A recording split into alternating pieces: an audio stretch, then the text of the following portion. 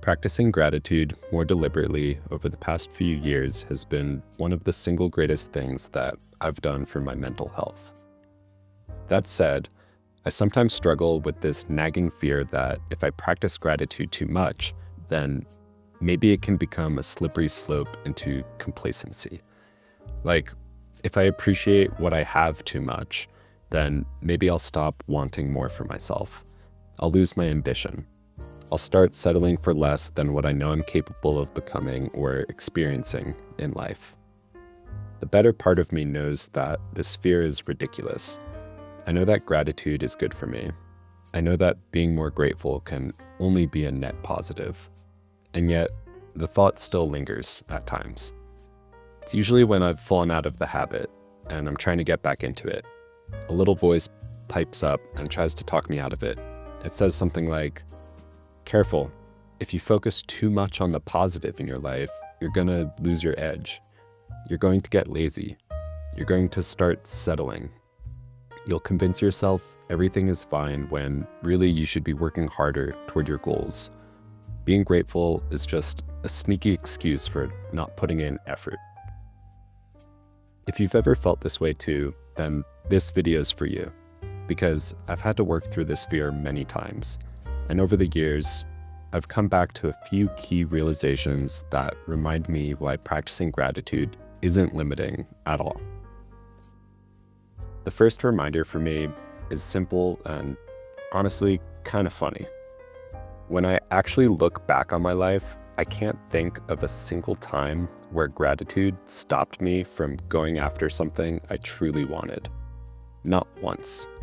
There's never been a moment where I said, I was going to work toward that dream, but I'm just too grateful right now. I'll pass.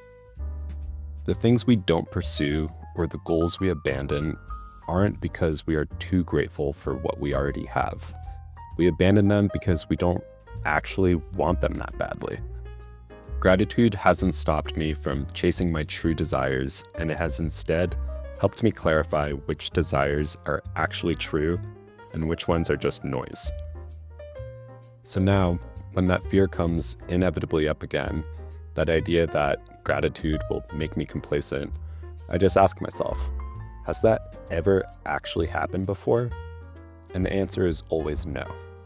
That fear is a story my brain tells, but it's not based on anything true.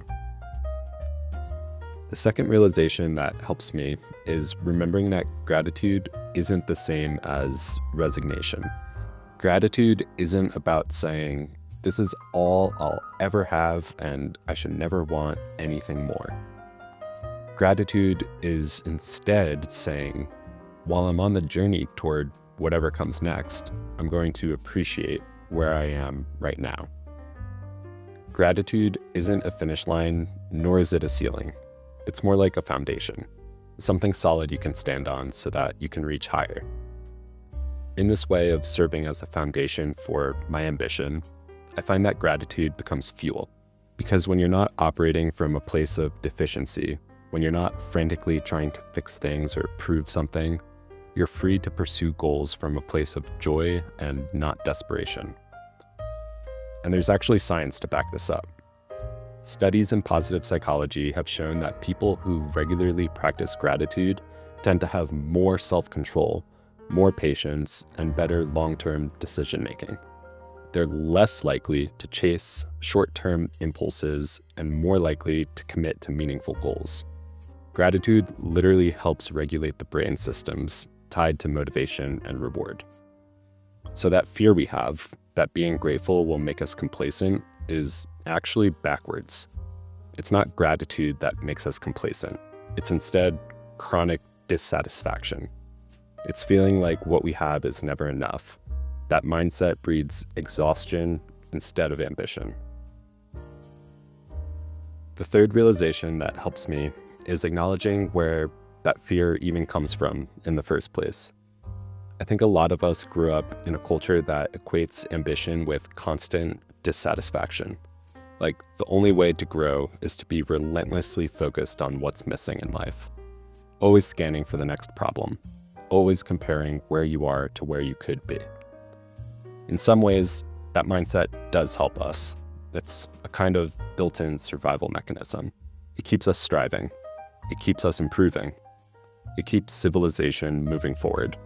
But it can also become so deeply wired into us that we start to believe it's the only way to be successful. That if we stop for even a moment to appreciate what we have, we're going to somehow fall behind.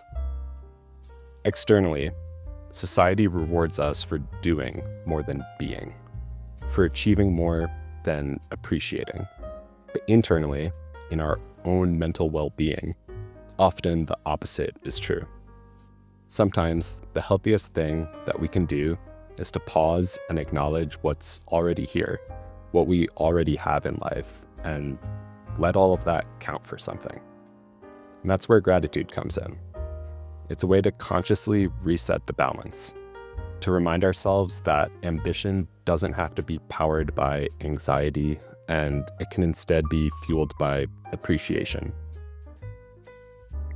Lastly, another thing that's helped me is expanding my definition of what I'm grateful for.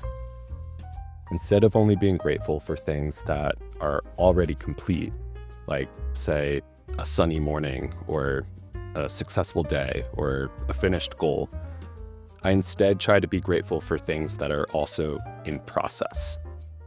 For example, instead of saying, I'm grateful for this sunny day, I might say, I'm grateful that the seasons are changing. That little shift helps me appreciate movement rather than static outcomes. It keeps me from falling into that mindset of, I either have it or I don't. I'm either there or I'm not. Because life isn't binary like that. Growth isn't binary like that. Most things we care about aren't yes or no, have or have not. And when I practice gratitude for process, not just for completion, it reminds me that I can be grateful and in pursuit at the same time. Ultimately, I think practicing gratitude without becoming complacent comes down to this. It's realizing that gratitude isn't a passive state. It's an active practice. We don't pause to be grateful so that we can stay still. We pause to be grateful so that we can move forward more clearly, more calmly, and with better intention. Anyway, if you've ever had this same fear, that too much gratitude will make you lose your drive, I encourage you to ask yourself the same question that I ask myself. That is, has gratitude ever actually held me back before? I'm willing to bet that your answer will also be no, but think about it for yourself. And next time you're practicing gratitude, remember that you're doing it to appreciate where you are and not to abandon where you are going. Life is always in motion. Let's keep walking.